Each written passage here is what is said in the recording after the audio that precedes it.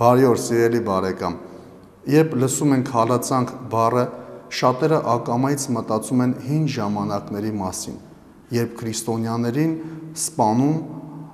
աքսորում ու բանտարկում էին։ Բայց Քրիստոս ասեց, որ հալածանք կարող է լինել բոլոր ժամանակներում, այո, նույնիսկ 21-րդ դարում։ Աշխարհի տարբեր վայրերում մարդիկ զրկվում են ամեն ինչից միայն այն բանի համար, եթե հավատում են Հիսուսին։ Հովանու ավետարանում այսօր մեր Տերն ասում է. «Այս բաները ասացի ձեզ, որպեսզի գայթակղության մեջ չընկնեք։ Ժողովարաններից դուրս պիտի հանեն ձեզ, մինչև իսկ ժամանակը պիտի գա, երբ ով սպանի ձեզ, պիտի համարի, թե Աստծուն պաշտամունք է մատուցում։ Եվ այդ բանը պիտի անեն ձեզ էլ, որովհետև չճանաչեցին ոչ հորը և ոչ էլ ինձ։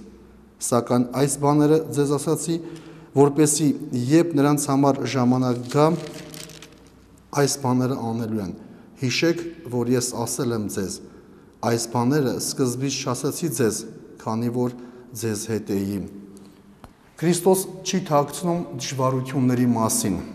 Նա հիշեցնում է, որ հավատքի ճանապարհը հեշտ չի լինելու։ Այս նախազգուշացումը ոչ թե վախեցնելու, այլ ուժեղացնելու համար է։ Այսօր գուցե մենք ֆիզիկական հալածանք չենք կրում, բայց կրում ենք տարբեր տեսակի ճնշումներ։ Երբ ծաղրվում է հավատքը, երբ եկեղեցի գնացողին, պատարագի մատուցողին անտեսում են, երբ բամբասում են հոգևորականների մասին, երբ գայթակղությունները փորձում են հեռացնել մեզ Աստծուց։ Սրանք նույնպես հալածանք են, և Տերը հիշեցնում է մեզ, որ եթե գիտենք, որ փորձությունները գալու են, պատրաստ կլինենք, չենք սայթաքի։ Սիրելիներ, հալածանքը վախեցնելու համար չէ,